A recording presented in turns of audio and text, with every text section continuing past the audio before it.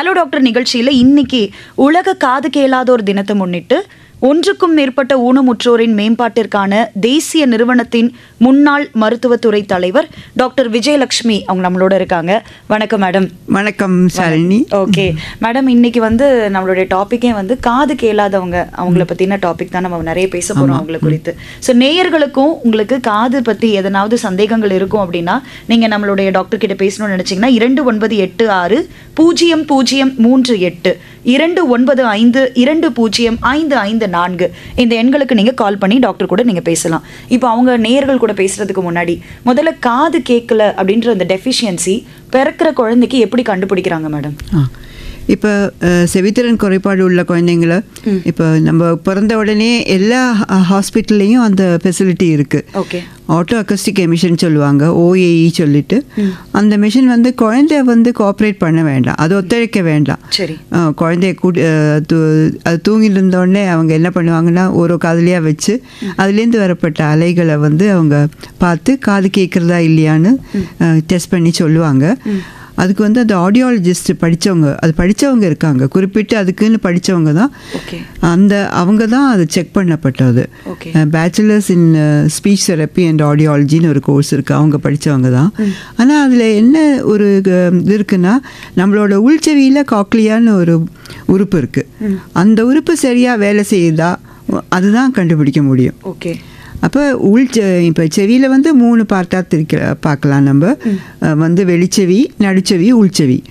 உள்செவிக்கு 2 சிறப்பு ஃபங்க்ஷன் இருக்குது. ஒன்று செவித்திறன், இன்னொன்று நம்மளோட பாடி பேலன்ஸு. ஸோ செவித்திறன் எந்த உறுப்பு வேலை செய்கிறதுனா, செவித்திறனுக்காக அது காக்லியா சொல்லுவாங்க. அது ஒரு நத்த மாதிரி இருக்கும், 2 ரவுண்டு இருக்கும் அதில். ஸோ அது சரியாக வேலை செய்யுதான்னு உள்ளது தான் இந்த ஓஏஇயில் கண்டுபிடிக்க முடியும். ஆனால் அதுக்கும் தாண்டி உள்ள பிரச்சனைகள் இருக்குது.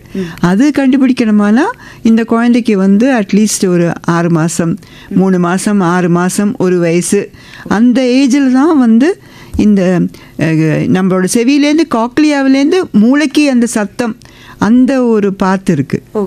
அதை சரியாக வேலை செய்யுதான்னு கண்டுபிடிக்கணும். அப்போ தான் நமக்கு தெரியும் அந்த செவியிலேருந்து போகப்பட்ட நரம்பு, அப்புறம் நரம்புலேருந்து போய் அது மூளையில் செருமூளையில் போகும். அப்புறம் மேலே போய் பெருமூளைக்கு பெருமூளையில் கேட்கறதுக்குன்னு ஒரு இடம் இருக்குது. நம்ம கேட்குறத நமக்கு புரிஞ்சு தரத்துக்குன்னு இடம் இருக்குது. ஸோ அந்த இடம் வரைக்கும் வேலை செய்யறதான்னு உள்ளது கண்டுபிடிக்கிறதுக்கு பிஆர்ஏ பெரான்னு சொல்லிட்டு ஒரு மிஷின் இருக்குது. அதுக்கு குழந்தை தூங்க வச்சு தான் நம்ம பண்ணுவோம். 1 வயசுக்கு மேலே தான் இந்த தூங்க வைக்கிறதுல ஏதாவது பிரச்சனை இருந்ததுன்னா குழந்தை நம்ம செக் பண்ணிட்டோம், பெரா பண்ணும்போதே தூங்கி ஏந்துடும்.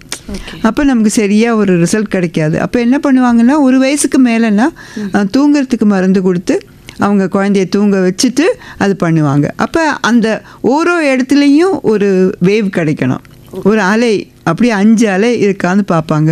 அப்போ தான் சரியாக நமக்கு குழந்தைக்கு செவித்திறன் கரெக்டாக இருக்குது, மூளையும் சரியாக வேலை செய்யுதுன்னு. ஏன்னா மூளை இல்லாமக்கி செவி மட்டுமா வேலை செய்தாலும் அதுவும் பிரயோஜனம் இல்லை. ஏன்னா மூளை சரியாக இருந்தால் தான் நமக்கு புரிஞ்சுட்டு அதுக்கு தகுந்த மாதிரி நமக்கு ஆன்சர் பண்ண முடியும். ஓகே, இப்போ கருவறையில் இருக்கும்போது, தாயோட கருவறையில் இருக்கும்போது அந்த குழந்தையோட காது இருக்கான்னு மட்டும்தான் பார்க்க முடியும். அப்போ அந்த குழந்தை உலகத்துக்கு வந்ததுக்கு பிறகுதான் அதுக்கு ஃபங்க்ஷன் இருக்கான்னு உள்ளது பார்க்க முடியும். இப்போ எப்போ ஒரு தாய் தன்னுடைய குழந்தைக்கு செவித்திறன்ல பிரச்சனை இருக்கு அப்படின்னு எப்போ அவங்க புரிஞ்சுக்க? செவிக்கு பிரச்சனை இருக்குன்னு உள்ளது ஒரு 3 மாதம் ஆகும்போதே அந்த குழந்தை நம்ம ஏதாவது சவுண்ட் பண்ணினா அது திரும்பி பார்க்கறதா, இல்லாட்டி அதை நம்ம இப்போ பால், இப்போ சப்போஸ் பால் கலக்கிறாங்க, பவுடர் போட்டு கலக்கிறாங்கன்னா அந்த சவுண்ட் அது பார்க்கறதா, அது ரெஜிஸ்டர் ஆனால் அது ஒரு கண்ணு அது திடீர்னு அழுதுன்னு இருந்ததுன்னா அந்த சவுண்டு கேட்டாச்சுன்னா அது இருக்கே நிறுத்திடும்.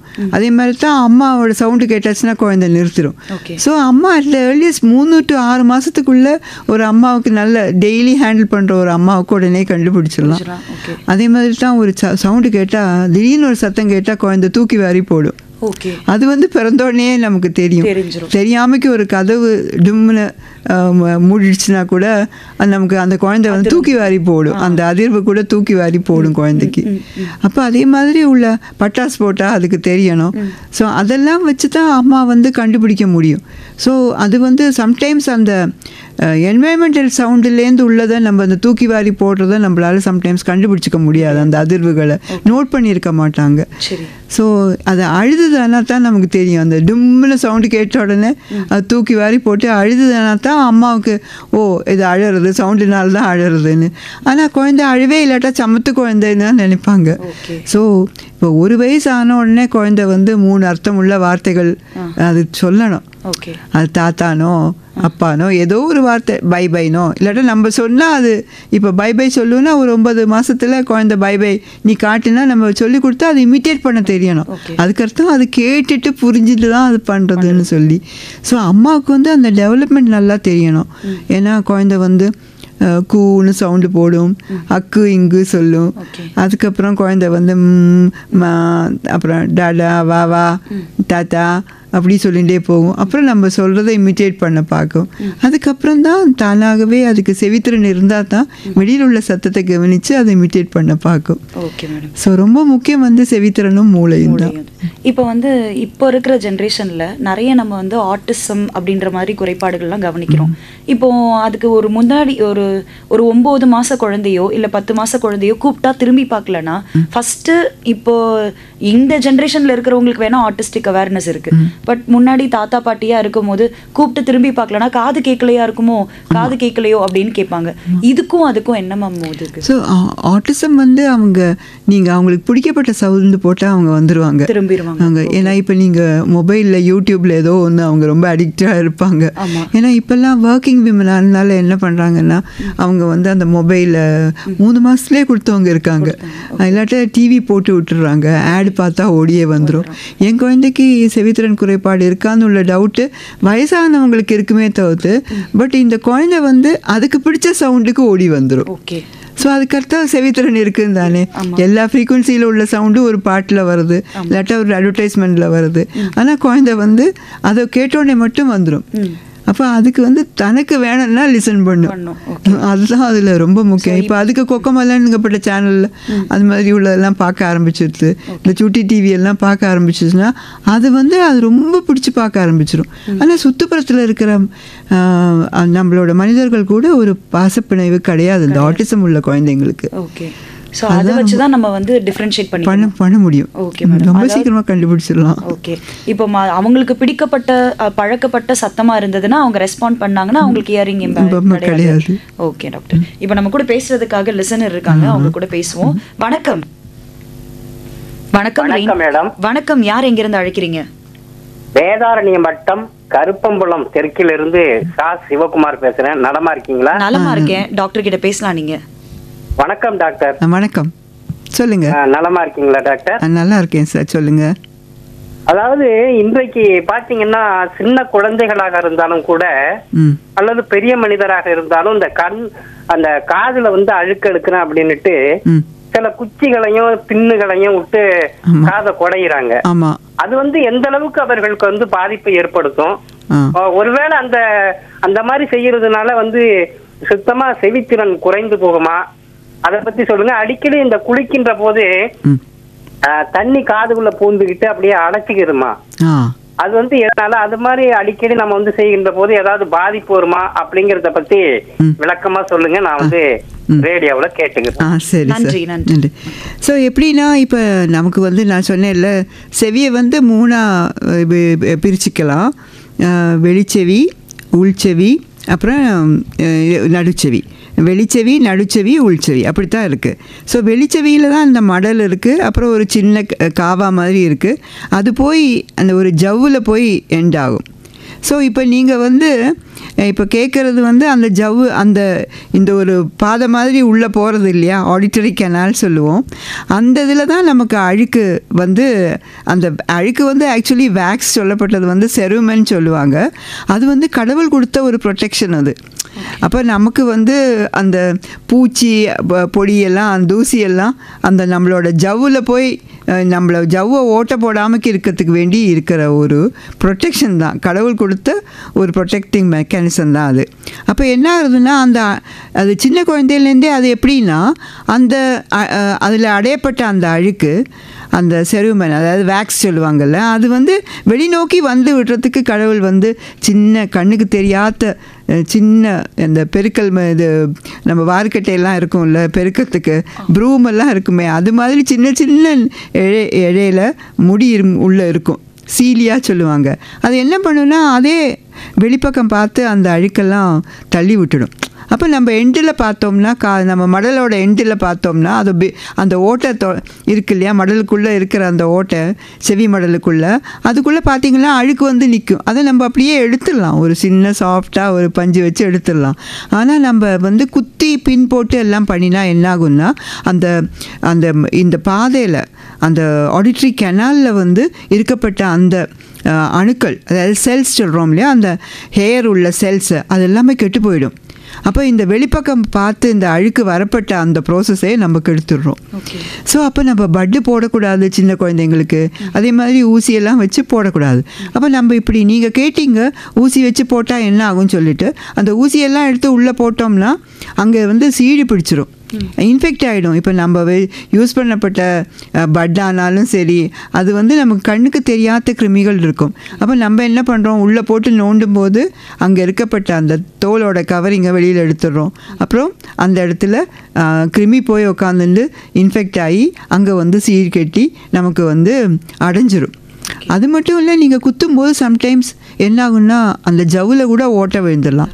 அப்போ நமக்கு செவித்திறன் இல்லாமக்கே ஆயிடுது. ஓகே, இப்போ அவர் சொன்ன இன்னொரு கேள்வி, குளிக்கும் போது காதில் தண்ணி போய் அடைச்ச மாதிரி அதுக்கு என்ன? இல்லை, அது வந்து ஆக்சுவலி வந்து உங்களுக்கு குளிக்கும்போது தண்ணி போனால் அது வந்து நீங்கள் டவலை ஜஸ்ட்டு வச்சாலே அது வெளியில் வந்துடும், அப்சார்ப் பண்ணி எடுத்துரும் அது. இப்போ எல்லோரும் என்ன பண்ணுவாங்கன்னா டவலோட எண்டை வந்து அதுக்குள்ளே போட்டு தண்ணி எடுக்க பார்ப்பாங்க. பட் அப்படி செய்யக்கூடாது. ஆக்சுவலி டவலை லேசாக வச்சுன்னு தலையை சரிச்சாலே அது வந்துடும். ஆனால் உங்களுக்கு அடைச்ச மாதிரி இருக்குன்னா உங்களுக்கு தொண்டைக்கும் நடுச்செவிக்கும் உள்ள கனெக்ஷனில் ஏதோ ஒரு வீக்கம் இருக்குது. அப்போ நீங்கள் வந்து காது மூக்கு தொண்டை டாக்டரை கண்டிப்பாக பார்க்கணும் சார். Okay doctor. ஓகே, அடுத்த நேர் கூட நம்ம பேசுவோம். வணக்கம். ஹலோ. ஹலோ, வணக்கம். யார் எங்கேருந்து அழைக்கிறீங்க? வணக்கம் மேடம், ராஜகோபால், கோயம்புத்தூர். பேசுங்க ஐயா. பேசுங்க சார். டாக்டர்மா வணக்கம். வணக்கம். என்னோட மாப்பிள்ளை ஆக்சுவலா ஜெர்மனி போயிட்டு வந்தாரு, இன்னைக்கு தான் வந்தாரு அவரு. அவர் என்ன சொல்றாருன்னா, அவர் இறங்கினத்துல இருந்து காது அடைச்சுன்னு இருக்கு எனக்கு. ஒரு 7-8 hours ஆகி போச்சு. எனக்கு ரொம்ப அனீசியா இருக்கு. இப்ப நான் என்ன பண்ணணும், டாக்டர்கிட்ட போகணுமா அப்படின்னு கேட்டாரு. இந்த ப்ரோக்ராம் கரெக்டா உங்ககிட்ட ஏதாவது ஐடியா கிடைக்குமான்னு பாக்குறேன் சார். ஃப்ளைட்டில் வந்து ரொம்ப நேரம் நம்ம டிராவல் பண்ணினா நமக்கு அந்த ப்ரெஷர் டிஃப்ரென்ஸ் வந்துட்டு ஆல்ரெடி உங்களுக்கு ஏதோ ப்ராப்ளம் இருந்திருக்கு மிடில் இயரில். அப்போ என்னாகுன்னா நம்ம வந்து அந்த ப்ரெஷர் டிஃப்ரென்ஸ்னால தான் இப்போ அடைச்ச மாதிரி இருக்குது. மூக்கை அடைச்சிட்டு வாயை அடைச்சிட்டு ஊத சொல்லுங்கள் சார். அப்போ அந்த செவியில் வந்து சரியாயிடும். நேரம் 3:17 ஆயிட்டு இருக்கு. ஹலோ டாக்டர் நிகழ்ச்சி கேட்டுட்டு இருக்கோம். இன்னைக்கு ஹலோ டாக்டர் நிகழ்ச்சியில் உலக காது கேளாதோர் தினத்தை முன்னிட்டு ஒன்றுக்கும் மேற்பட்ட ஊனமுற்றோரின் மேம்பாட்டிற்கான தேசிய நிறுவனத்தின் முன்னாள் மருத்துவத்துறை தலைவர் டாக்டர் விஜயலட்சுமி நம்ம கூட இருக்காங்க. அவங்களோட நம்ம வந்து செவித்திறன் குறைபாடு பற்றின பிரச்சனைகள் குறித்து பேசிட்டு இருக்கோம். டாக்டர், இப்போ வந்து நேயர்கள் கூட பேசுறதுக்கு முன்னாடி, இப்போ பொதுவாக வந்து செவித்திறன் பிரச்சனை இருந்துச்சுன்னா கண்டிப்பாக உங்களுக்கு பேச்சுத்திறன் பிரச்சனையும் கூடவே சேர்ந்து வருமா? இல்லை, நமக்கு செவித்திறன் இருந்தால் தான் நம்ம பேசுறதுக்கு முடியும் இல்லையா. ஒரு சின்ன குழந்தை வந்து நம்ம அதோட சத்தத்தை அதுக்கு கேட்கணும், அப்போ தான் அது பேசுறதுக்கு கற்றுக்கும். ஸோ இப்போ செவித்திறன் இல்லாட்டா நம்ம சத்தமே நமக்கு கேட்காது. அப்போ இன்னொரு நபரோட சவுண்ட் எப்படி கேட்கும் இல்லையா, ஒலி கேட்காது. ஸோ அதனால நம்ம வந்து அது கண்டுபிடிச்சாச்சுன்னா அதுக்கு தகுந்த மாதிரி கருவி வச்சு தான் அவங்கள ட்ரெயின் பண்ணி தான் அவங்கள பேச வைக்க முடியும். ஆனால் அந்த கருவி வழி எல்லா சத்தமும் போகாது. ஏன்னா கடவுள் கொடுத்த இதுக்கு வந்து நமக்கு எல்லா ஃப்ரீக்வன்சியும் இப்போ வந்து 250லேருந்து நமக்கு வந்து 8000 K வரைக்கும், 250 ஹெர்ட்ஸ்லேருந்து 8000 ஹெர்ட்ஸ் வரைக்கும் நமக்கு சவுண்ட்ஸோட இது இருக்குது. அதில் வந்து ரொம்ப முக்கியமான உள்ள அந்த ஃப்ரீக்வன்சியில் உள்ள சவுண்டுக்கெல்லாம் ஒரு இடங்கள் இருக்குது அந்த செவிக்குள்ள. ஸோ அந்த எல்லா இதுவும் கரெக்டான வால்யூத்தில் டெசிபலில் கேட்டால் தான் நமக்கு வந்து பேச முடியும். அது இல்லாட்டி ஏதாவது ஒரு இடத்துல ஒரு ஃப்ரீக்குவன்சிக்கு நமக்கு கேட்கல, ரொம்ப அதிகமாக சவுண்டுக்கு வச்சா தான் கேட்க முடியறது, இல்லாட்டா அந்த ஒரு வால்யூத்துலேயுமே நமக்கு கேட்கவே இல்லைன்னா நம்மளால பேச்சு கற்றுக்க முடியாது. ஸோ அப்போ அந்த இயரிங் நம்ம எய்டு வச்சும் இந்த பிறவியிலேயே ஊனமாக இருக்கிற குழந்தைங்களுக்கு செவித்திறன் பிரச்சனை இருக்கவங்களுக்கு ஹெல்ப் பண்ணாது அப்படின்னு? அப்படி இல்லை, ஹெல்ப் பண்ணும்.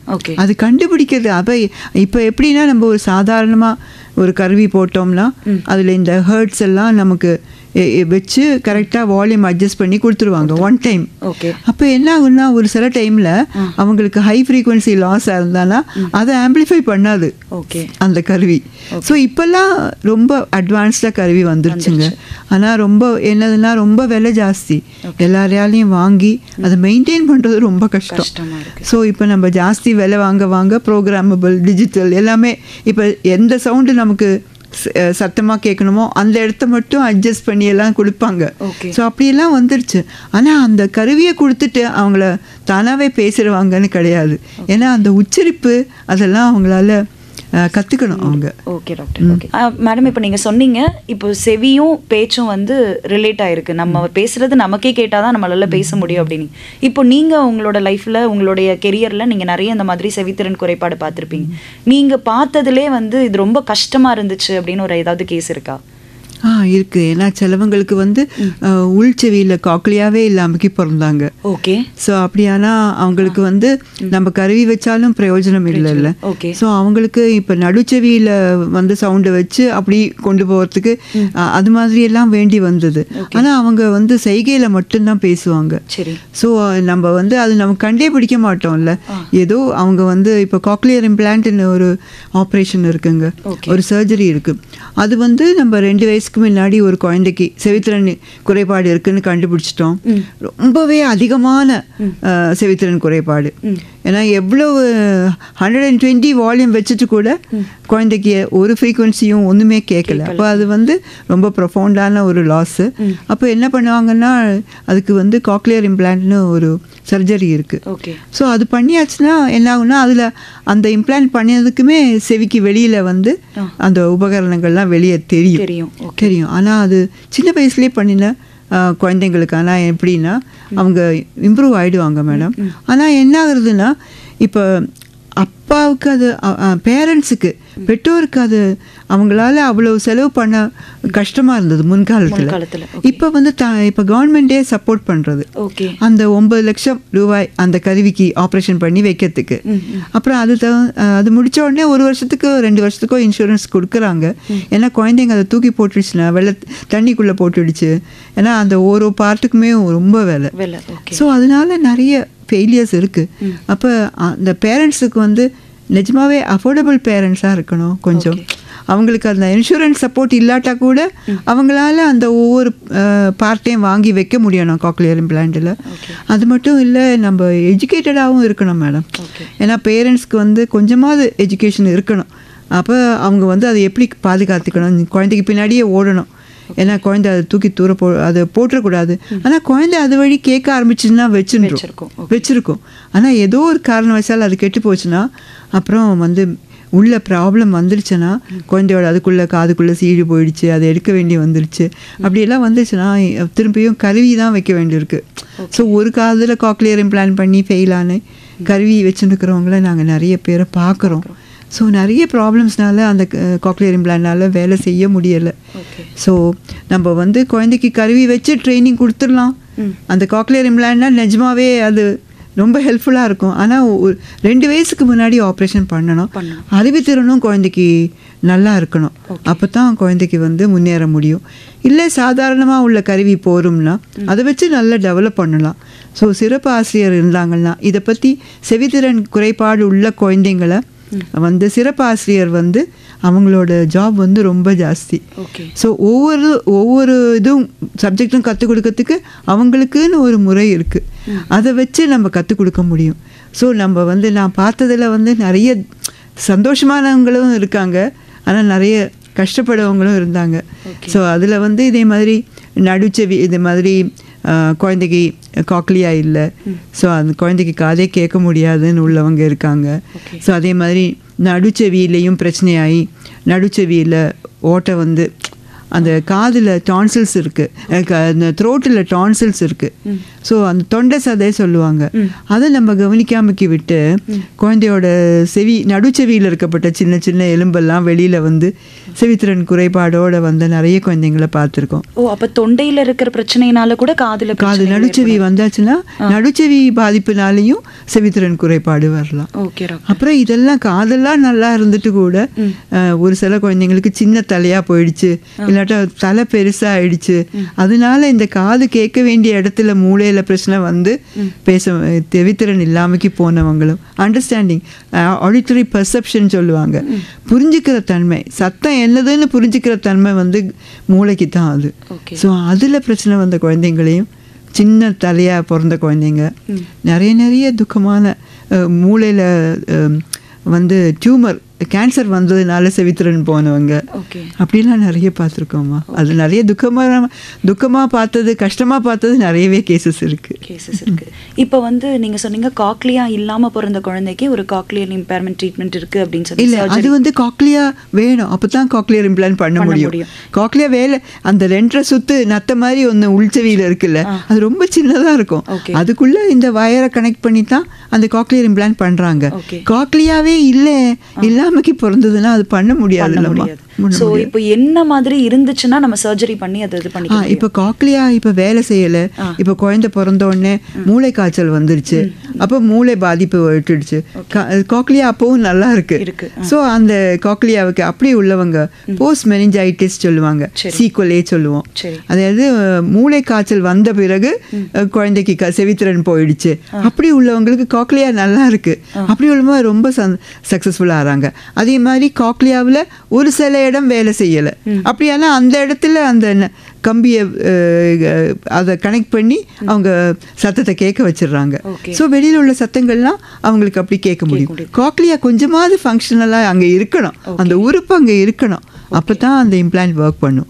இப்போ காக்லியா இல்லாதவங்களுக்கு மிட் பிரெயினில் கருவியை அதை தொடர்பு வச்சு பண்ண பார்த்துட்டு இருக்காங்க, சக்ஸஸ்ஃபுல்லாக ஆக போகுது. அதெல்லாம் அது ஒரு வருங்காலத்தில் அப்படியெல்லாம் காக்லியா இல்லாட்டா கூட குழந்தை கருவி வரும்னு உள்ள ஒரு ஹோப் இருக்கு. ஓகே, இப்போ இந்த காது கேட்காத அந்த பிரச்சனை வந்து ஜெனட்டிக் பிரச்சனையா இல்லை எப்படி? ஆக்சுவலி வந்து குழந்தை பிறந்த உடனே அழாத்ததுனால குழந்தையோட காதுக்கு வந்து ரத்த ஓட்டம் போகாததுனால தான் நிறைய பேருக்கு வந்து செவித்திறன் குறைபாடு வருது. அதாவது இந்த காக்லியாவுக்கு வந்து ரத்த ஓட்டம் உடனே போனோம், அப்போ தான் காக்லியா ஃபங்க்ஷன் ஆகும். காக்லியா தான் செவித்திறன் நமக்கு தருது. ஸோ அம்மாவுக்கு கர்ப்ப காலத்தில் இந்த டார்ச் இன்ஃபெக்ஷன், அதாவது ஜெர்மன் அம்மைன்னு ஒரு அம்மை இருக்குது, ருபெல்லா சொல்லுவாங்க, அது வந்து ஆனால் அதுக்கு இந்த செவித்திறனை பாதிப்பு வர்றது இந்த காக்லியாவை பாதிக்கும், இல்லாட்டா அங்கேருந்து போகப்பட்ட 8வது நரம்பை பாதிக்கும், இல்லாட்டா மூளை காய்ச்சல் வந்தால் அந்த குழந்தைங்களுக்கும் செவித்திறன் பாதிப்பு ஏற்படும். இப்போ காது கேட்காத அம்மாவுக்கு கண்டிப்பா காது கேட்காத குழந்தை தான் பிறக்கும்ன்றது மித்து தான். இல்ல, மித்து தான்மா. என் குழந்தைங்களை, என்னோட பையனே செவித்திறன் குறைபாடு, மருமகளும் செவித்திறன் குறைபாடு உள்ளவங்க தான். அவங்களுக்கு பிறந்திருக்கிற குழந்தை வந்து கடவுள் புண்ணியத்தினால காது கேட்குது. ஸோ அது வந்து மித்து தான், அந்த மாதிரி ஒரு பிரச்சனை கிடையாது. Okay doctor. ஸோ இப்போ அடுத்து வந்து நீங்கள் சொல்லியிருந்தீங்க, இப்போ அவங்க ஹியரிங் எபிலிட்டி இருக்கிறவங்க, டிசபிலிட்டி இருக்கிறவங்க பேசுறதுக்கு சிரமப்படுவாங்க, ஏன்னா அவங்களோட சத்தம் அவங்களுக்கு கேட்காது. இப்போ அந்த மாதிரி இருக்கிறவங்களுக்கு ஸ்பெஷல் எஜுகேஷன் கொடுக்கணும் அப்படின்னு சொல்லியிருந்தீங்க. அதை பற்றி நம்ம இன்னும் நிறைய பேச போகிறோம், ஆனால் ஒரு சின்ன விளம்பரத்துக்கு அப்புறமா நம்ம பேச போகிறோம். தொடர்ந்து நீங்களும் டாக்டர் கிட்ட உங்களுடைய கேள்விகளை கேட்கணும்னு நினச்சிங்கன்னா 2982000038 295205554 இந்த எண்களுக்கு நீங்கள் கால் பண்ணி டாக்டர் கிட்ட நம்ம பேசலாம். செவித்திறன் குறைபாடு பற்றி நம்ம பேசிகிட்டு இருக்கோம். நம்ம பேசணும்னு நினைக்கிறதுக்கு முன்னாடியே லிசனர் இருக்காங்க, அவங்களோட பேசிடுவோம். வணக்கம். ஓகே, சரி. இப்போ டாக்டர் நீங்கள் சொல்லியிருந்தீங்க காது கேட்காதவங்க ஜெனட்டிக், நீங்கள் கேட்டீங்க இல்லையா, ஜெனட்டிக் காஸ் கேட்டீங்க நீங்கள். ஸோ ஜெனட்டிக்னா அது மரபணு வழியாக வரக்கூடியதான காசஸ், அது பரம்பரையில் இருந்தானா வரலாம். பட் வந்துட்டு எப்படின்னா அது வந்து இப்போ ஜெனட்டிக்காக உள்ளது தான் சொல்லி இப்போ பெற்றோர் வந்து இப்போ ப்ரெக்னென்ட் ஆக போகிறாங்கன்னா அவங்களோட அந்த காஸ் வந்து ஜெனட்டிக்கான்னு அவங்க கண்டுபிடிக்கணும். ஓ சரி, ஓகே. ஹஸ்பண்டும் ஒய்ஃபும் இப்போ அப்பாவும் அம்மாவும் இப்போ ஒரு குழந்தை பிறக்க போகிறது அவங்க பிளான் பண்ணுறாங்கன்னா அவங்களுக்கு டெஃபாக இருக்காங்கன்னா அது ஒரு ஜெனட்டிக் காஸாக இருக்கான்னு பரம்பரையாக வந்ததான்னு உள்ளது கண்டுபிடிக்க முடியணும். அவங்க தாத்தாவுக்கு இருந்தது, இல்லாட்டா அவங்களோட கிரேட் கிராண்ட் ஃபாதருக்கு இருந்தது, அப்படியெல்லாம் இருந்தால் இவங்களுக்கு வர சான்ஸ் இருக்குது. ஆனால் வந்து அது பேரண்ட்ஸுக்கு அது மாதிரி ஜெனட்டிக்காக இருக்கான்னு உள்ளது நம்ம ப்ரூவ் பண்ணினோம்னா இப்போ நிறைய ஜீன்ஸ் கண்டுபிடிச்சிருக்காங்க. ஸோ அந்த ஜீன்ஸில் கனெக்ஷன் எக்ஸ்ன்னு சொல்லி ஒரு ஜீன்லாம் நம்ம நிறைய அந்த ஜீன் இருந்ததானா இந்த குழந்தைக்கு அது 2 பேர் அப்பாவுக்கும் அம்மாவுக்கும் சொந்தத்தில் கல்யாணம் பண்ணதுனால 2 பேரும் ஒரே குடும்பத்தில் ஆனதுனால 2 பேருக்கும் அதே கெட்டுப்போன ஜீன் இருந்ததானா அவங்களோட குழந்தைக்கும் அது போகலாம். போச்சுன்னா வந்து இந்த காக்லியாவில் அந்த உள்ள இருக்கப்பட்ட சில உறுப்புகள் சரியாக வேலை செய்யாது. நீங்க கேட்டது வந்து அதுதான் மேஜர் காஸா வரதில்லை இப்பெல்லாம். Okay doctor. ஓகே, இப்போ வந்து சொன்னீங்க அந்த எஜுகேஷன் வந்து ரொம்ப கஷ்டம் அவங்களுக்கு கொடுக்கறதுக்கு, அந்த ஸ்பெஷல் ட்ரெயினர்ஸ் வந்து ரொம்ப சிரமத்தில் தான் அந்த இது பண்ணுறாங்க. இப்போ அந்த எஜுகேஷனில் என்னென்ன சேலஞ்சஸ் இருக்குது டாக்டர்? இப்போ அவங்களுக்கு வந்து இப்போ ஒரு டீச்சர் நின்று கிளாஸ் எடுத்தாங்கன்னா அவங்க சும்மா பேசினா இவங்களுக்கு புரியாதுங்க. ஸோ அவங்களுக்கு வந்து படம் வரைஞ்சி காமிக்கணும், அதே மாதிரி இல்லாட்டா ஒரு ரியல் பொருளே அங்கே கொண்டு வச்சுருக்கணும். இப்போ வந்து டீச்சிங் லேர்னிங் மெட்டீரியல் அவங்க செஞ்சு கொண்டு வர வேண்டியிருக்கும். இப்போ ஒரு 50 பேர் இருக்கிற ஒரு நார்மல் ஸ்கூலில் ஒரு கிளாஸில் வந்துட்டு அவங்க இதய துடிப்பு இல்லாட்டா இதயத்தை பற்றி கிளாஸ் எடுக்க போகிறாங்கன்னா கண்டிப்பாக ஒரு இதயம் பண்ணி எடுத்துகிட்டு வந்து அவங்க சொல்லி கொடுக்கணும். அந்த குழந்தைக்கு அந்த குழந்தையோட அது ஃப்ரண்ட் பெஞ்சில் தான் உட்கார வைக்கணும். அந்த குழந்தைக்கு அந்த டிஃபிகல்ட்டான எல்லா வார்த்தைகளையும் வந்து அவங்க போர்டில் எழுதணும். அதே மாதிரி அந்த குழந்தை அதை காப்பி பண்ணுறதான்னு கவனிக்கணும்.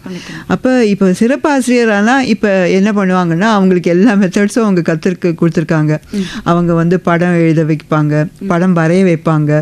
ஸோ படத்துக்கு மேலே அவங்க பெயர் எழுதுவாங்க, என்னத்தை பற்றி கற்றுக் கொடுக்க போகிறோம். அதில் இம்பார்ட்டண்ட்டாக அன்றைக்கி நடத்தப்பட்ட கிளாஸோட என்னெல்லாம் கஷ்டமான வார்த்தைகள் இருக்கோ அது எல்லாமே எழுதி அதை வந்து அவங்க படம் வரைஞ்சி இல்லாட்டா இப்போ ரொம்ப ஈஸி வந்து இந்த பவர் பாயிண்டில் போட்டுருவாங்க. ஸோ பவர் பாயிண்டில் போட்டு பேரண்ட்ஸுக்கும் அனுப்புவாங்க. ஸோ பேரண்ட்ஸும் பெற்றோரும் அதை வந்து கிளாஸில் எடுத்ததை வந்து ஒரே ஒரு தடவையில் சொல்லி அவங்களுக்கு சொல்லி நிறுத்திட முடியாது. வீட்டில் வந்து பெற்றோர் கற்றுக் கொடுக்கணும், திருப்பி டீச்சர் ரிப்பீட் பண்ண வேண்டி வரும். ஏன்னா நமக்கு வந்து மெமரி, ஹியரிங் மெமரின்னு ஒன்று இருக்குது, கேள்வி ஞானம் சொல்லிட்டு. ஸோ அந்த கேள்வி ஞானம் வரத்துக்கு நிறைய தடவை அது ரிப்பீட் பண்ணினா தான் அவங்களுக்கு அது சொல்லிக் கொடுக்க முடியும்.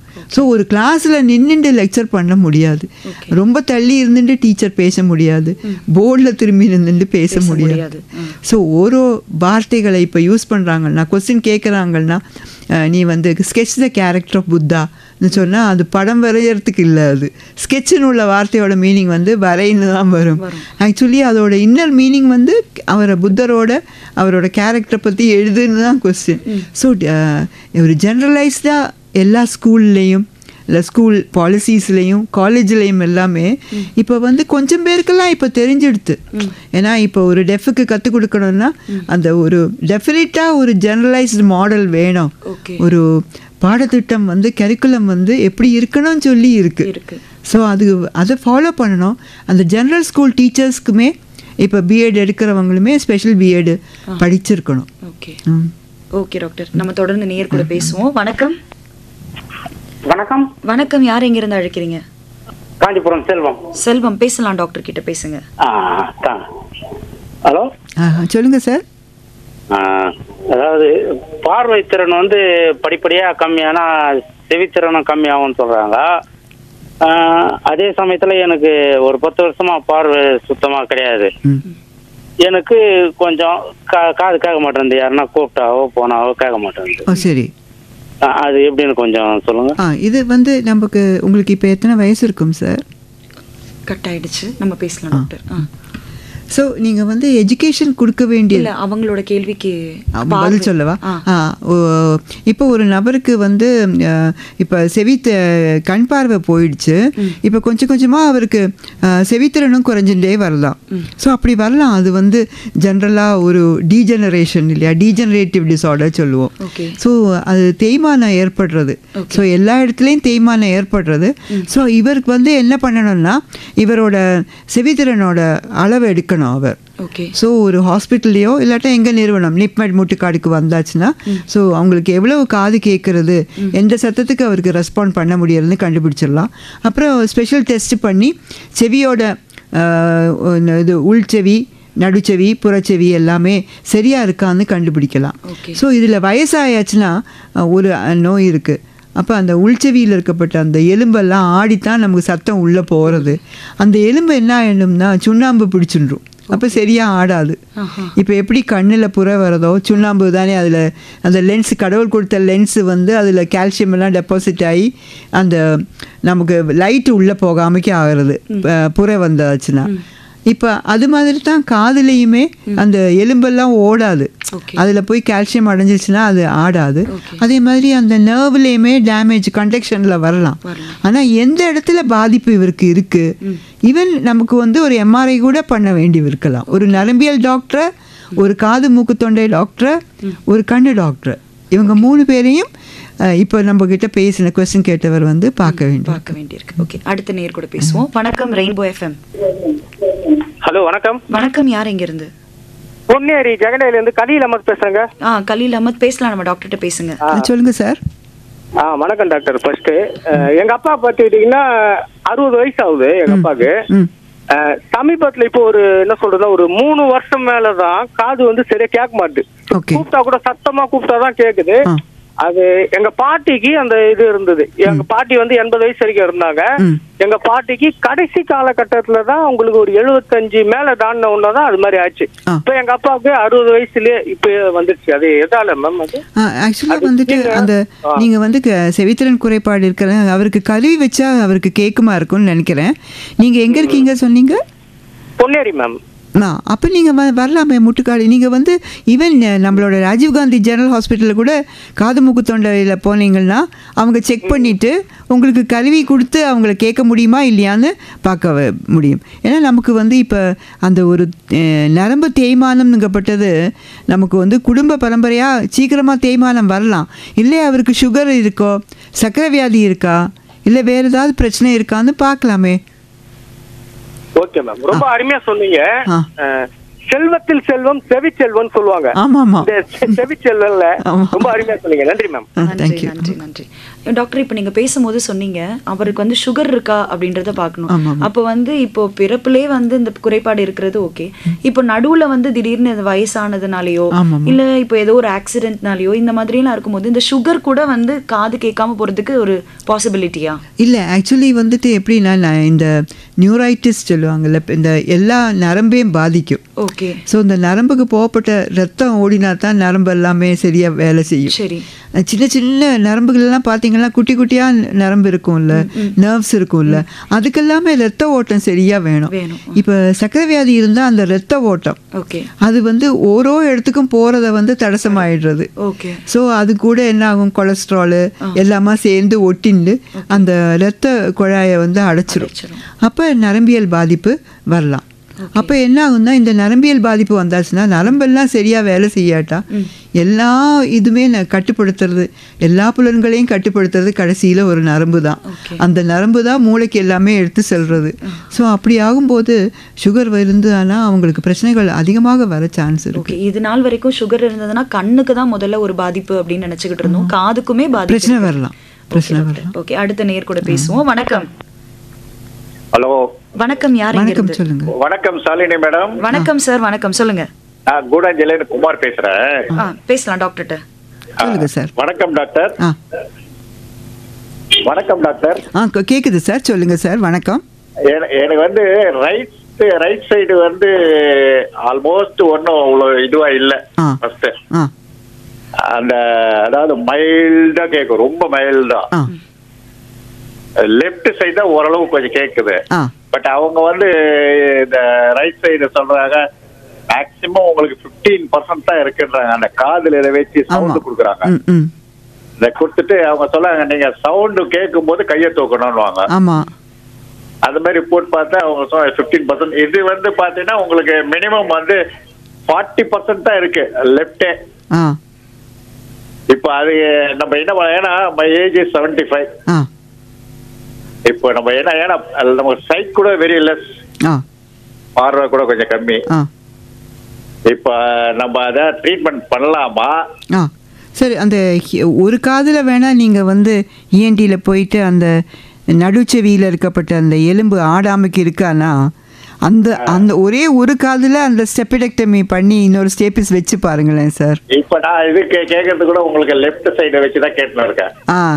இல்லை, நீங்கள் ரைட்டில் நீங்கள் எதனால எந்த காரணத்தினால காது கேட்கலன்னு உள்ளது நீங்கள் கண்டுபிடிக்கணும்.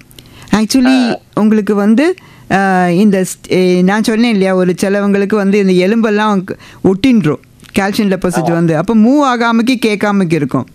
ஸோ அதனால கேட்காமக்கு இருக்கா இல்லை நரம்பு தேய்மானத்தினால கேட்கலையான்னு. ஸோ ஆனால் இப்போல்லாம் காது கருவி நல்லா வந்திருக்கே சார்.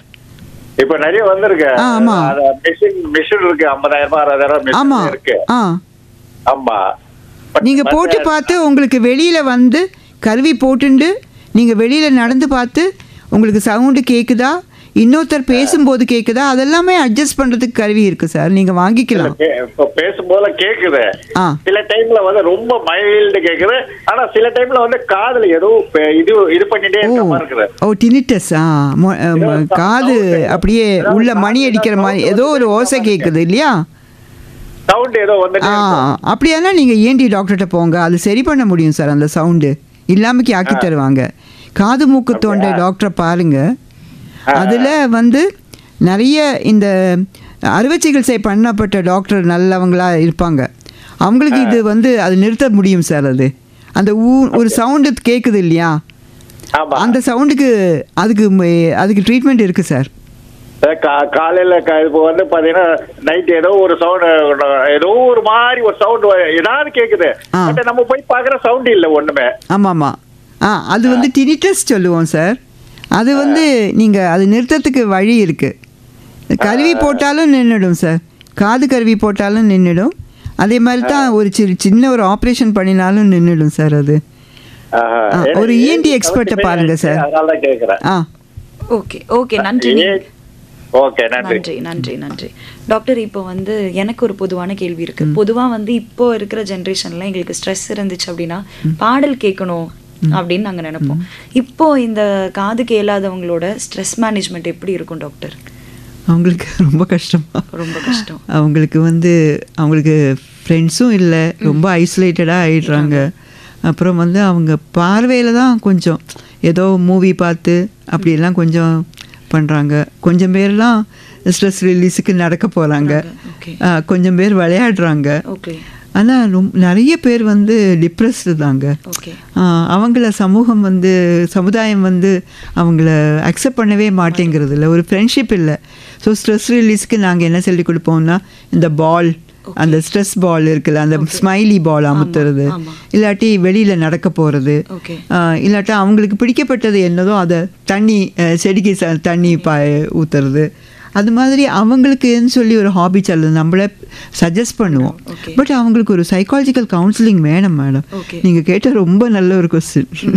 இப்போ அவங்களோட லைஃப்ல என்னென்ன சேலஞ்சஸ் ஃபேஸ் பண்ணுறாங்க டாக்டர்? அவங்களுக்கு வந்து ஃப்ரெண்ட்ஷிப்பே இல்லை ஃபஸ்ட்டு. அதே மாதிரி அவங்களுக்கு படித்தாலும் வேலை கிடைக்க மாட்டேங்கிறது.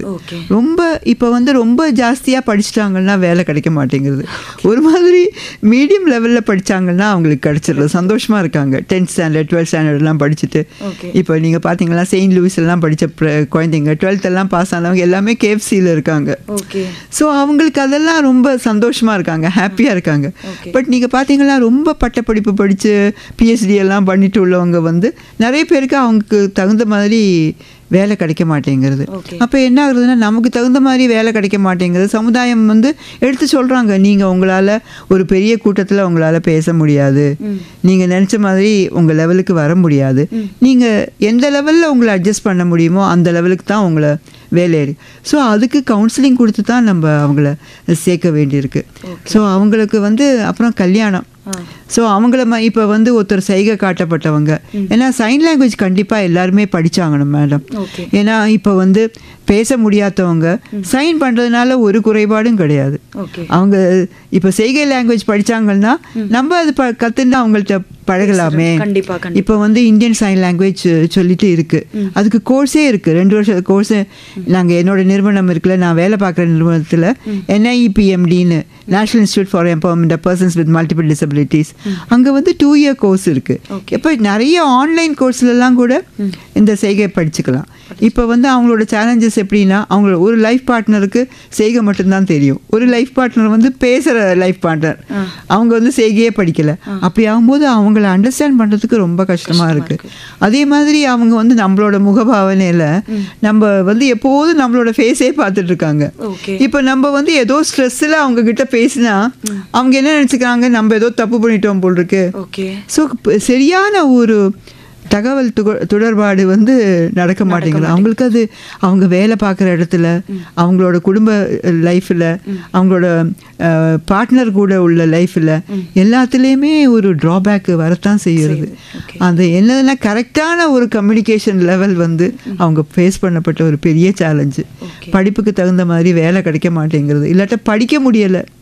ஏன்னா அவங்களுக்கு இதே மாதிரி அப்பா அம்மாக்களுக்கு வந்து தன்னோட பையனை எங்கே போய் சேர்க்கணும்னு தெரியலை, அதனால சரியான படிப்பு. ஸோ அவங்களோட தொழிலே அவங்க கற்றுக் கொடுக்கலாம், ஆனால் அவங்களுக்கு கோபம் வந்துடுறது. இப்போ அப்பா வந்து இந்த என்னது ஸ்கல்ப்டர், அதாவது என்னது சிற்பி. அப்போ அவங்க வந்து என்ன நினச்சிக்கிறாங்க, நம்ம தான் இந்த மாதிரி கஷ்டப்பட்டு, ஆனால் அவருக்கு நிறைய பணமெல்லாம் வந்துருச்சு, ஆனால் அவரை வந்து அவரோட பையனை வந்து சிற்பியாக இருக்கணும்னு நினைக்கிறது இல்லை. அவங்க என்ன நினைக்கிறாங்கன்னா, நம்ம பையன் டெஃபானா கூட அவங்களும் நல்ல பட்டப்படிப்பு படிக்கட்டுமே நினைக்கிறாங்க. அப்படி நினைக்காமக்கி எல்லா தொழிலுமே நல்ல தொழில் தான் நினைச்சாங்கன்னா முன்னேறிடலாம். நிச்சயம். ஓகே டாக்டர், அடுத்த நேயர் கூட நம்ம பேசுவோம். வணக்கம் ரெயின்போ FM. வணக்கம். சொல்லுங்க சார். மேம் வணக்கம், நான் சந்திரசேகர் பேசுறேன், வேலூர் மாவட்டம் கட்பாடியிலிருந்து. மேம் மேம் இப்ப இந்த சைன் லாங்குவேஜ் பத்தி ரொம்ப சிறப்பா சொல்லிட்டு இருந்தீங்க. எனக்கு ஒரு டவுட் என்ன அப்படின்னு பாத்தீங்கன்னா, இந்த சைன் லாங்குவேஜ் அப்படிங்கறது அந்த ஒரு ஃபாஸ்ட்னஸ் அப்படிங்கறத ஒருத்தவங்க நல்லா கத்துக்கணும் அப்படின்னா அதற்கு வந்து எது பெஸ்டா இருக்கும் மேம்? அண்ட் சைன் லாங்குவேஜ் அப்படிங்கிறது எந்த வயதுல இருந்து கத்து கொடுக்கப்படுறது? ஒரு சின்ன குழந்தைக்கு அதுல இருந்து ஆரம்பிக்கலாம் அந்த சைன் லாங்குவேஜ். பிளஸ் பாயிண்ட்லாம் என்ன? குழந்தைகளுக்கு புரியுமா ஆக்சுவலி சைன் லாங்குவேஜ் பேசணும் அது கத்து கொடுத்தோம்னா? ரொம்ப நல்ல கொஸ்டின் மேடம். சார் வந்து சின்ன குழந்தைக்கு 3 மாதத்துலேருந்தே சொல்லலாம் சார். அவங்கெல்லாம் இப்போ யூஎஸ்லாம் பார்த்தீங்கன்னா சைன் லாங்குவேஜ் கிளாஸுக்கு கூட்டிகிட்டு போய் விடுவாங்க குழந்தைங்கள. ஸோ சின்ன வயசுலேயே செய்கை கற்றுக் கொடுக்கலாம் சார், புரிஞ்சுட்டுருவாங்க அவங்க. நமக்கு செய்கை கற்றுக் கொடுக்கும்போது நம்மளோட முகத்தில் பாவனைகள், நம்மளோட கை அசைவுகள் எல்லாமே பார்த்து பார்த்து. இப்போ ஒரு குழந்தையோட வீட்டில் வந்து 2 பேரண்ட்ஸும் டெஃப் சார். ஒருத்தருக்கு வந்து கொஞ்சம் பேசினா புரியும், இன்னொருத்தருக்கு வந்து பேசினா புரியாது, செய்கை தான் பாட்ட முடியும். இந்த குழந்தை வந்து அழகாக 3 மாதத்துலேருந்தே செய்கை கற்றுக் கொடுத்ததுனால அது பேசவும் செய்யும், எந்த மொழியும் பேசும் அதுக்கு. ஆனால் அது அப்பா கிட்ட வந்து செய்கையில் பேசிட்டுன்னா அம்மா கிட்ட வந்து உதட அசைவை எக்ஸாஜரேட் பண்ணி பேசி அது தமிழில் பேசி புரிய வைக்குது. ஸோ அட் த ஏர்லியஸ்ட்டு நம்ம இன்ட்ரடியூஸ் பண்ணணும் சைன் லாங்குவேஜ். ஆனால் வயசே கிடையாது சார். நம்ம வந்து ஒரு 80 வயசு வரைக்கும் கூட நம்ம சைன் பண்ணிக்கலாம். இப்போ நமக்கு வயசு காலத்தில் நமக்கு வந்து ஒரு 60 வயசு ஆனோடனே ஹியரிங் போயிடுச்சுன்னு வச்சுங்களேன். இப்போ ஒருத்தர் கூட கேட்டாங்க, அவங்கக்கிட்ட சைகை படிச்சுங்கன்னு சொல்லணும்னு நினச்சேன், ஆனால் அவர் தப்பாக எடுத்து போகிறவோ சொல்லித்தான் சொல்லலை நான். ஆனால் சைகை படிக்கலாம், அதுக்கு ஒரு வயசே கிடையாது, ரொம்ப ஈஸியாக கற்றுக்கலாம். நம்ம நிறுவனத்துக்கு வந்தாலே போகிறோம், இல்லாட்டி ஒரு ஸ்பெஷல் ஸ்கூலுக்கு போனாலே போகிறோம் சார். அந்த இப்போ செவித்திறன் குறைபாடு உள்ள குழந்தைங்களுக்கு வேண்டி சிறப்பு ஸ்கூல் இருக்குது, அந்த ஸ்கூலில் போனாலே கற்று தருவாங்க உங்களுக்கு. நன்றி சந்திரசேகர் அவர்களே. அடுத்த நேயர். வணக்கம் ரெயின்போ FM. ஹலோ வணக்கம். டாக்டர் பேசுறேன் மேடம், சந்திரன் பேசுறேன். சொல்லுங்க. ஹலோ டாக்டர் அம்மா வணக்கம்மா. வணக்கம், சொல்லுங்க சார். நான் வந்து எனக்கு 62 வயசு ஆகுது மேடம். 24 வயசுல 2 கண்ணும் ஆக்சிடென்ட்ல போயிடுச்சு, கீழே வந்துருச்சு. 2 கண்ணும் பார்வை இல்லாம தான் 36 வருஷம் வாயறேன். ஏதோ கம்ப்யூட்டர் வருது கண்ணு வைக்கலான்றாங்களா மேடம், அது உண்மையா? ஆமாம்மா, கண்ணாடி வந்து உங்களுக்கு சொல்லும் நீங்கள் என்ன பார்க்குறீங்கன்னு. ஸ்மார்ட் கண்ணாடின்னு இருக்குது சார். நீங்கள் சங்கர் நேத்ராலயா போயிருக்கீங்களா சார்? சங்கர் நேத்தால என் பேரு குத்துக்கிறேன், அகர்வால்ல என் பேரு குத்துக்கிறேன், எல்லாம் பதிவு பண்ணிக்கிறேன் மேடம். எனக்கு தெரியும், எனக்கு 36 வருஷம் ஆச்சு மேடம் கண்ணு போய். கண்ணு இல்லாம தான் வாழ்ந்துனே இருக்கிறேன். ஹாஸ்பிட்டல்ல தான் போய் ஒரு கண்ணு வெளியே வந்துச்சு, ஒரு கண்ணு ஒயிட் பால் அறுத்து பிளாக் மட்டும்தான் இருக்குது. அந்த கண்ணு கூட வேற ஆளுக்கு வச்சுட்டாங்க எடுத்து கண்ணு ஹாஸ்பிட்டல்ல. நான் சொல்ற 1990 ஜனவரி 3ஆம் தேதி இரவு 7 மணிக்கு அடிபட்டது எனக்கு 2 கண்ணு. இப்போ சொல்ற கேக்குறாங்க கம்ப்யூட்டர்ல வச்சு நரம்பு 2 டச் பண்ணி கொடுப்பாங்க, கிளாஸ் போட்டா கண்ணு தெரியும் சொல்றாங்க. அது உண்மையா? கண்ணு தெரியும் இல்ல சார், அது வந்து உங்களுக்கு ஃப்ரண்ட்ல என்ன இருக்குன்னு சொல்லி தமிழ்ல பேசும். அது கண்ணாடி அப்படி வேணா நீங்க வாங்கிக்கலாம் சார். அது ஸ்பான்சர் கூட இருக்காங்க அதுக்கெல்லாம். அப்படியா? நீங்க இப்ப 30,000 ரூபாய் கொடுத்து வாங்கணும்னு இல்ல, ஆனா உங்களுக்கு சேருமான்னு உள்ளது தெரியணும் இல்லையா சார்? அது நீங்க சங்கர் நேத்ராலயாலயோ இல்லாட்டா இப்ப நீங்க எங்க இருக்கீங்க சொன்னீங்க? சங்கர் நேத்ராலயா அகர்வால்ல எல்லாம் பேர் இல்ல, சங்கர் நேத்ராலயால சொல்லுங்க சார். நீங்க வந்து நீங்க இருக்கிற இடம் எந்த இடம் சார்? பெரியார் நகர், சென்னை 82. பெரியார் நகர். அப்படின்னா நீங்கள் சங்கர் நேத்ராலயா போங்க சார். அவங்க வந்து செக் பண்ணி உங்களுக்கு இந்த ஸ்மார்ட் கிளாஸ் ஒத்துக்குமான்னு கண்டுபிடிச்சிட்டிங்கன்னா அதை நீங்கள் ஏதாவது ரோட்டரி கிளப்பில் சொன்னால் வாங்கி தந்துட்டு போகிறாங்க சார்.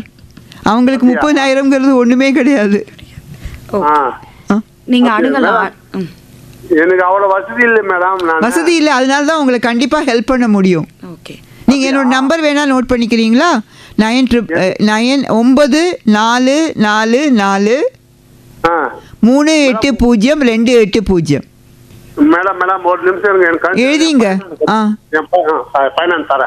ஓகே, நான் வந்து டாக்டரோட நம்பரை நான் வந்து நம்மளுடைய ஃபேஸ்புக் பக்கத்துல நான் போஸ்ட் பண்றேன். உங்களுடைய சொல்றேன் அருண் நம்பர் 9444 9444 380 எவ்வளவு மேடம்? 380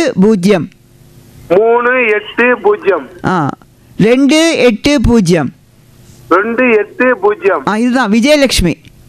விஜயலட்சுமி எங்க இருக்காங்க மேடம்? நான் முட்டுக்காடு சார். சரி மேடம், ஓகே மேடம். நன்றி நன்றி நன்றி.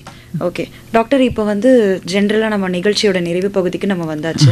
இப்போ ஜென்ரலாக வந்து ஒரு காது நம்ம வந்து பத்திரமா பாதுகாத்துக்கணும் அப்படின்னா என்ன மாதிரியான நம்ம நடவடிக்கைலாம் எடுக்கணும்? இல்லை, இப்போ நீங்கள் வந்து ரொம்ப சவுண்டு வச்சு இப்போ ஒரு ஏதாவது ஃபங்க்ஷன்லாம் நடந்துதானா வந்து ரொம்ப பக்கத்தில் ஸ்பீக்கரில் போய் உட்காந்து ஒரு மோர் தென் 1 ஹவர்லாம் உட்காண்டே இருக்கக்கூடாது. ஏன்னா இங்கே ரொம்ப சவுண்டில் அந்த ஸ்பீக்கர்லேருந்து வந்துட்டே இருக்குன்னா அது வந்து ரொம்ப கெடுதல் ஆகிடும். அந்த கண்டினியூஸ் எக்ஸ்போஷர் கிராக்கர்ஸில். ஸோ தீபாவளி டைம் இப்போ. ஸோ அந்த இதெல்லாம் 1000 வாலாஸ் எல்லாம் போடுறாங்கல்ல, 10,000 சொல்லிட்டு அது வந்து எதுக்குன்னு செவித்திறன் குறைபாடு இருந்தால் அது கண்டிப்பாக அது ரொம்ப பாதிக்கும். அதே மாதிரி கண்டினியூஸாக இந்த ஹெட்செட் வச்சுட்டு மொபைல் வச்சுட்டு அப்படியே கேட்டுட்டே இருக்கிறது, கண்டினியூஸாக வச்சுட்டே இருக்கிறது ரொம்ப தப்பு. அது கண்டினியூஸாக லவுட் சவுண்டுக்கு நீங்கள் எக்ஸ்போஸ் ஆகாமக்கி பார்த்துங்க, அதுதான் ரொம்ப முக்கியமான ஒரு. ரொம்ப நன்றி, நீங்கள் இந்த 1 மணி நேரம் எங்களோட வந்து எங்களை தொடர்பு கொண்டு எங்களோட நேயர்கள் கேட்ட எல்லா கேள்விகளுக்கும் நிதானமாக ரொம்ப தெளிவாக நீங்கள் ஆன்சர் பண்ணதுக்கு ரொம்ப சந்தோஷம் doctor. Thank you so much for coming. Thank you Shalini. Thank you. நிகழ்ச்சியோட நிறைவு பாடலாம் உங்களுக்காக ஆட்டோகிராஃப் திரைப்படத்திலிருந்து பாடல் வருது. இணைந்திருக்கலாம். இது ரெயின்போ FM 101.4. இங்கே எல்லாமே எப்போவுமே சமதோலு.